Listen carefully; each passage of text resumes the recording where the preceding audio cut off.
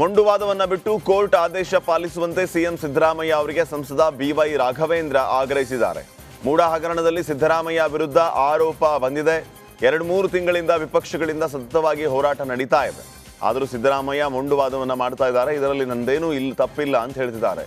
ತನಿಖೆಗೆ ಅವಕಾಶ ಮಾಡಿಕೊಡಬೇಕು, ಆರೋಪಿ ಹೌದೋ ಅಲ್ವೋ ಅಂತ ಕೋರ್ಟ್ ಹೇಳಬೇಕು ಅಂತ ವಾಗ್ದಾಳಿ ನಡೆಸಿದ್ದಾರೆ.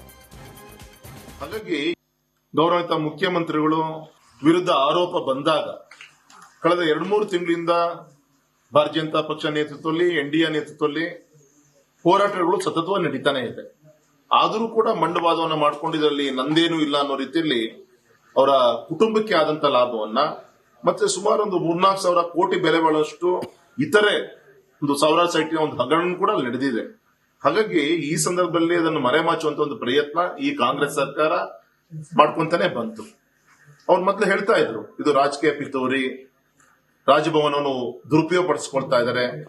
ಆಯ್ತು, ಮೊನ್ನೆವರೆಗೂ ಅದಾಯ್ತು. ಆದ್ರೆ ನಿನ್ನೆ ನಮ್ಮ ಹೈಕೋರ್ಟ್ ವರ್ಡಿಕ್ಟ್ ಅನ್ನ ಕೊಟ್ಟಾದ್ಮೇಲೆ ಈಗ ಅದು ಕೂಡ ತಪ್ಪನ್ನು ಒಪ್ಕೊಬೇಕು. ಗೌರವಿತ ಹುಬ್ಬಳ್ಳಿಯಲ್ಲಿ ಕೇಂದ್ರ ಸಚಿವ ವಿ ಸೋಮಣ್ಣ ಸಿಎಂ ಸಿದ್ದರಾಮಯ್ಯ ವಿರುದ್ಧ ಆಕ್ರೋಶಭರಿತರಾಗಿ ಮಾತನಾಡಿದ್ದಾರೆ. ಸಂವಿಧಾನ ಕಾಂಗ್ರೆಸ್ನವರಿಗಷ್ಟೇ ಅಲ್ಲ, ಮೊದಲು ಸಂವಿಧಾನ ಓದ್ಕೊಳ್ಳಿ ಅಂತ ಹೇಳಿದರು. ಸಿದ್ದರಾಮಯ್ಯ ಜೊತೆ ಸಾಕಷ್ಟು ಒಡನಾಟ ಬಲ್ಲವನಾಗಿದ್ದೇನೆ. ಸಿದ್ದರಾಮಯ್ಯ ಕಾನೂನಿಗೆ ತುಂಬಾ ಗೌರವ ನೀಡುತ್ತಾರೆ. ಸಿದ್ದರಾಮಯ್ಯ ಅವರ ತೆರೆದ ಪುಸ್ತಕದಲ್ಲಿ ಒಂದಿಷ್ಟು ತಪ್ಪುಗಳಾಗಿದೆ ಅಂತ ಕಾನೂನು ತೋರಿಸಿದೆ. ಸಿದ್ದರಾಮಯ್ಯ ರಾಜೀನಾಮೆ ಕೊಡಲೇಬೇಕು ಅಂತ ಸಚಿವ ವಿ ಸೋಮಣ್ಣ ಆಗ್ರಹಿಸಿದರು. ಸಿದ್ದರಾಮಯ್ಯನವರು ನಾನು ಕೂಡ ಹತ್ತಿರದಲ್ಲಿ ನೋಡಿದ್ದೇನೆ. ಅವ್ರ ಜೊತೆಯಲ್ಲಿ ಸಚಿವನಾಗೂ ಕೂಡ ಸುಮಾರು ವರ್ಷಗಳ ಕಾಲ ಕೆಲಸ ಮಾಡಿದ್ದೇನೆ. ಅವರ ಜೊತೆಯಲ್ಲಿ ಸಾಕಷ್ಟು ಒಡನಾಟವನ್ನು ಬಲ್ಲವನಾಗಿದ್ದೀನಿ. ಅವ್ರ ವಿರುದ್ಧವಾಗಿ ಚುನಾವಣೆಗೂ ಕೂಡ ಮೊನ್ನೆ 23ರಲ್ಲಿ ನಿಂತಿದ್ದೇನೆ. ಈಗೆಲ್ಲ ಇರುವಾಗ ಇವ್ರು ಯಾರೇನು ಹೇಳಿದ್ರು ಕೂಡ ಸಿದ್ದರಾಮಯ್ಯನವ್ರು ನನಗೆ ತಿಳಿದ ಮಟ್ಟಿಗೆ ಕಾನೂನಿಗೆ ತುಂಬ ಗೌರವಿಸ್ತಾರೆ. ಪದೇ ಪದೇ ಅವ್ರು ಹೇಳ್ತಾ ಇರ್ತಾರೆ ನಾನು ತೆರೆದ ಪುಸ್ತಕ ಅಂತ. ಆ ತೆರೆದ ಪುಸ್ತಕದಲ್ಲೂ ಕೂಡ ಎಲ್ಲ ಒಂದಷ್ಟು ತಪ್ಪುಗಳಾಗಿದೆ ಅನ್ನೋದನ್ನು ಇವತ್ತು ನ್ಯಾಯಾಲಯ ತೋರಿಸಿದೆ. ಅಲ್ಲಿವರೆಗೂ ತಾವು ಎಲ್ಲಿವರೆಗೂ ಅದು ತಪ್ಪು ಅನ್ನೋದು ಗೊತ್ತಾಗಿದೆ. ರಾಜ್ಯದ ಮುಖ್ಯಸ್ಥರಾಗಿ ತಾವು ರಾಜೀನಾಮೆಯನ್ನು ಕೊಟ್ಟು ಮತ್ತೆ ಅದು ಎನ್ಕ್ವೈರಿ ಆಗಿ ಕ್ಲೀನ್ ಚಿಟ್ ಬಂದ ಮೇಲೆ ನೀವೇ ಮುಖ್ಯಮಂತ್ರಿ ಆಗಿ ಅದು ನಿಮಗೆ ಮತ್ತು ನಿಮ್ಮ ಪಕ್ಷಕ್ಕೆ ಸೇರಿದ ವಿಚಾರ. ನನಗನ್ಸೋದೆ ಸನ್ಮಾನ್ಯ ಸಿದ್ದರಾಮಯ್ಯನವರು ಇದಕ್ಕೆ ಏನು ಇವತ್ತಿನ ಪರಿಸ್ಥಿತಿ ಇದೆ ಅದಕ್ಕೆ ಗೌರವಿಸಿ ಕಾನೂನಿಗೆ ಬೆಲೆ ಕೊಡ್ತಾರೆ ಅನ್ನೋದು ನನ್ನ ವೈಯಕ್ತಿಕವಾದ ಅಭಿಪ್ರಾಯ. ದಾವಣಗೆರೆಯಲ್ಲಿ ಸುದ್ದಿಗೋಷ್ಠಿ ನಡೆಸಿ ಮಾಜಿ ಸಚಿವ ಎಂಪಿ ರೇಣುಕಾಚಾರ್ಯ ಸಿಎಂ ಸಿದ್ದರಾಮಯ್ಯ ವಿರುದ್ಧ ಆಕ್ರೋಶವನ್ನ ಹೊರಹಾಕಿದ್ದಾರೆ. ಜನಪ್ರತಿನಿಧಿ ನ್ಯಾಯಾಲಯ ಲೋಕಾಯುಕ್ತಕ್ಕೆ ಎಫ್ಐಆರ್ ದಾಖಲಿಸುವುದಕ್ಕೆ ಅನುಮತಿಯನ್ನ ನೀಡಿದೆ. ಮೊದಲಿನ ಸಿದ್ದರಾಮಯ್ಯ ನೀವು ಅಲ್ಲ ಅಂತ ಜನ ಮಾತಾಡ್ತಾ ಇದ್ದಾರೆ ಅಂತ ಹೇಳಿದರು. ಸಿಎಂ ಕುರ್ಚಿಗೆ ಅಂಟಿಕೊಂಡು ಕೂತಿದ್ದೀರಿ, ನಾನು ರಾಜೀನಾಮೆ ಕೊಡಲ್ಲ ಅಂತ ಹೇಳ್ತೀರಿ, ಇದು ನಿಮ್ಮ ಘನತೆಗೆ ತಕ್ಕುದಲ್ಲ. ನೈತಿಕ ಹೊಣೆ ಹೊತ್ತು ರಾಜೀನಾಮೆಯನ್ನು ನೀಡಬೇಕು ಅಂತ ಹೇಳಿದರು. ಲೋಕಾಯುಕ್ತ ಎಫ್ಐಆರ್ ಮಾಡೋಕ್ಕೆ ಅವಕಾಶ ಕೊಟ್ಟಿದೆ. ಬಂಡತನ ಅಥವಾ ಕುರ್ಚಿಗೆ ಫೆವಿಕೋಲ್ ಹಾಕಿ ಕೂರಬೇಡ್ರಿ. ರಾಜ್ಯದ ಜನ ಯಾವುದೋ ಒಂದು ಕಾರಣಕ್ಕೆ ನಿಮ್ಗೆ ಅವಕಾಶ ಕೊಟ್ಟರು, ಆದರೆ ನೀವು ಉಳಿಸ್ಕೊಳ್ಳಿಲ್ಲ. ತಕ್ಷಣ ಯಾವುದೇ ಸಬು ಬೇಡದೆ ರಾಜೀನಾಮೆಯನ್ನು ಕೊಡಬೇಕು. ಭಾರತೀಯ ಜನತಾ ಪಾರ್ಟಿ ಉಗ್ರ ಹಂತವಾಗಿ ಹೋರಾಟವನ್ನು ಮಾಡ್ತೀವಿ ಅಂತ ಹೇಳಕ್ಕೆ ಇಚ್ಛೆಪಡ್ತೀನಿ. ಸಿದ್ದರಾಮಯ್ಯ ಅವರು ಹಾಲಿನಷ್ಟೇ ಪರಿಶುದ್ಧ ಅಂತ ಹಾಸನ ಸಂಸದ ಶ್ರೇಯಸ್ ಪಟೇಲ್ ಹೇಳಿದ್ದಾರೆ. ಪ್ರಾಸಿಕ್ಯೂಷನ್ಗೆ ಅನುಮತಿ ಸಿಕ್ಕಿದ ವಿಚಾರವಾಗಿ ಮಾತನಾಡಿದ್ದಾರೆ. ಸಿದ್ದರಾಮಯ್ಯ ನಮಗೆಲ್ಲ ಆದರ್ಶ ವ್ಯಕ್ತಿ, ರಾಜೀನಾಮೆ ಅನ್ನೋ ಪ್ರಮೇಯನೇ ಬರೋದಿಲ್ಲ, ಅದೆಲ್ಲ ಶುದ್ಧ ಸುಳ್ಳು ಅಂತ ಹೇಳಿದ್ದಾರೆ. ಯಾವುದೇ ಕಪ್ಪು ಚುಕ್ಕೆ ಇಲ್ಲದೆ ಅವರು ಹೊರಗಡೆ ಬರ್ತಾರೆ ಅಂತ ವಿಶ್ವಾಸದ ಮಾತುಗಳನ್ನು ಆಡಿದ್ದಾರೆ.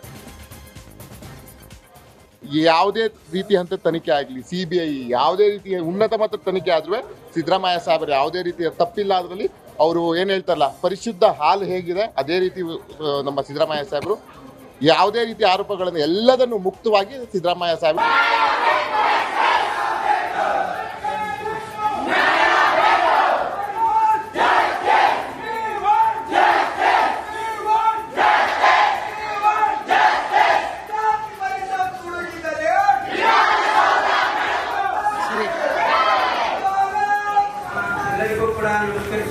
ಅಖಿಲ ಭಾರತ ವಿದ್ಯಾರ್ಥಿ ಪರಿಷತ್ತು ಕಲಬುರಗಿ ವಿಭಾಗ ಕಲಬುರಗಿ ನಗರದಿಂದ ಇವತ್ತು ಗುಲ್ಬರ್ಗ ವಿಶ್ವವಿದ್ಯಾಲಯ ಇದು ಯಾವುದೇ ವಿಚಾರವನ್ನು ಶಾಲಾ ಮಕ್ಕಳಿಗೆ ಮೊಟ್ಟೆ ವಿತರಣೆ ಕಾರ್ಯಕ್ರಮಕ್ಕೆ ಸಚಿವ ಮಧು ಬಂಗಾರಪ್ಪ ಚಾಲನೆಯನ್ನು ನೀಡಿದ್ದಾರೆ.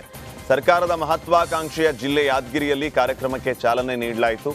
ಅಜೀಂ ಪ್ರೇಮ್ಜಿ ಪ್ರತಿಷ್ಠಾನದ ಸಹಯೋಗದಿಂದ ಮೊಟ್ಟೆ ವಿತರಣೆ ಮಾಡಿದರು.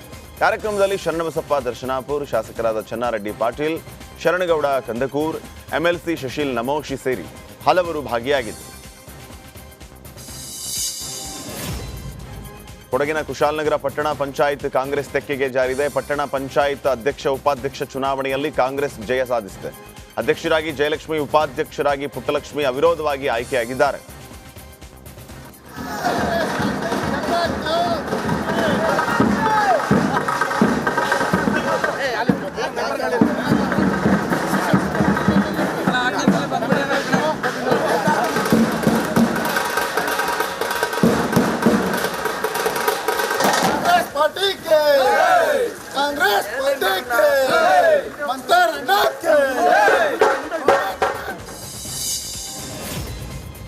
ಬೆಂಗಳೂರು ಗ್ರಾಮಾಂತರ ಜಿಲ್ಲೆಯ ಹೊಸಕೋಟೆ ನಗರಸಭೆ ಅಧ್ಯಕ್ಷ ಉಪಾಧ್ಯಕ್ಷ ಸ್ಥಾನದ ಚುನಾವಣೆ ನಡೆಯಿತು. ಬಿಜೆಪಿ ಅಭ್ಯರ್ಥಿ ಅಧ್ಯಕ್ಷರಾಗಿ ಆಶಾ ರಾಜಶೇಖರ್ ಹಾಗೂ ಉಪಾಧ್ಯಕ್ಷರಾಗಿ ನವೀನ್ ಆಯ್ಕೆಯಾಗಿದ್ದಾರೆ. 31 ಸದಸ್ಯರನ್ನ ಒಳಗೊಂಡ ಹೊಸಕೋಟೆ ನಗರಸಭೆಯಲ್ಲಿ ಬಿಜೆಪಿ 23, ಕಾಂಗ್ರೆಸ್ 7, ಎಸ್ಡಿಪಿಐ 1 ಸ್ಥಾನ ಗೆದ್ದಿದೆ. ನೂತನವಾಗಿ ಆಯ್ಕೆಯಾದ ಅಧ್ಯಕ್ಷ ಹಾಗೂ ಉಪಾಧ್ಯಕ್ಷರಿಗೆ ಸಂಸದ ಡಾಕ್ಟರ್ ಕೆ ಸುಧಾಕರ್ ಶುಭ ಹಾರೈಸಿದ್ದಾರೆ. ಪುಣೆಯ ಜಿಲ್ಲಾಧಿಕಾರಿ ಕಚೇರಿ ಎದುರು ಎನ್ಸಿಪಿ ಸಂಸದೆ ಸುಪ್ರಿಯಾ ಸುಳೆ ನೇತೃತ್ವದಲ್ಲಿ ಪ್ರತಿಭಟನೆ ನಡೆಸಲಾಯಿತು. ಜಿಲ್ಲಾ ಯೋಜನೆ ಮತ್ತು ಅಭಿವೃದ್ಧಿ ಮಂಡಳಿಯ ವಿರುದ್ಧ ಧರಣಿ ನಡೆಸಿದರು. ಜಿಲ್ಲಾ ಯೋಜನಾ ಸಮಿತಿ ಹಣ ಮಂಜೂರು ಮಾಡದೆ ಜನಪ್ರತಿನಿಧಿಗಳು ಶಿಫಾರಸು ಮಾಡಿದ ಕಾಮಗಾರಿಗಳನ್ನು ತಿರಸ್ಕರಿಸಲಾಗಿದೆ ಅಂತ ಪ್ರತಿಭಟನಾಕಾರರು ಆರೋಪಿಸಿದ್ದಾರೆ. ರಾಜ್ಯ ಸರ್ಕಾರದ ವಿರುದ್ಧ ಪ್ರತಿಭಟನಾಕಾರರು ಆಕ್ರೋಶವನ್ನು ಹೊರಹಾಕಿದ್ದಾರೆ. ತಮಿಳುನಾಡಿನ ಶಿವಕಾಶಿಯಲ್ಲಿ ಭೀಕರ ಬೆಂಕಿ ಅವಘಡ ಸಂಭವಿಸಿದೆ. ಪಟಾಕಿ ಗುಡೌನ್ ಬೆಂಕಿ ಕೆನ್ನಾಲಿಗೆಗೆ ಹೊತ್ತಿ ಉರಿದಿದೆ. ಅದೃಷ್ಟವಶಾತ್ ಯಾವುದೇ ಪ್ರಾಣಹಾನಿ ಸಂಭವಿಸಿಲ್ಲ. ಘಟನಾ ಸ್ಥಳಕ್ಕೆ ಅಗ್ನಿಶಾಮಕ ಸಿಬ್ಬಂದಿ ಆಗಮಿಸಿ ಬೆಂಕಿ ನಂದಿಸಿದ್ದಾರೆ. ದೀಪಾವಳಿ ಹಬ್ಬಕ್ಕೆ ತಮಿಳುನಾಡು ಮತ್ತು ಇತರ ರಾಜ್ಯಗಳ ವಿವಿಧ ಭಾಗಗಳಿಗೆ ಸಾಗಿಸುವುದಕ್ಕೆ ಪಟಾಕಿಗಳನ್ನು ಗುಡೌನ್ನಲ್ಲಿ ಶೇಖರಿಸಿ ಇಡಲಾಗಿದೆ.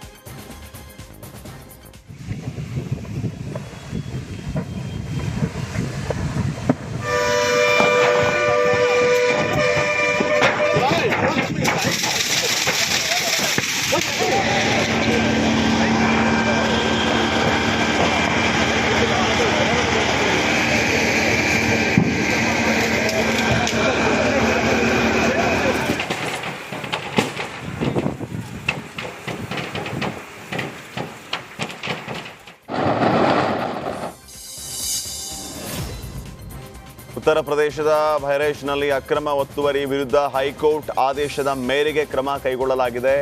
ಫಕರ್ಪುರ್ ಪ್ರದೇಶದ ಸರಾಯಿ ಜಗ್ನಾ ಗ್ರಾಮದಲ್ಲಿ ಅಕ್ರಮವಾಗಿ ಒತ್ತುವರಿ ಮಾಡಿಕೊಂಡ ಜಾಗವನ್ನು ಬುಲ್ಡೋಸರ್ ಇಂದ ತೆರವು ಮಾಡಲಾಗ್ತಾ ಇದೆ.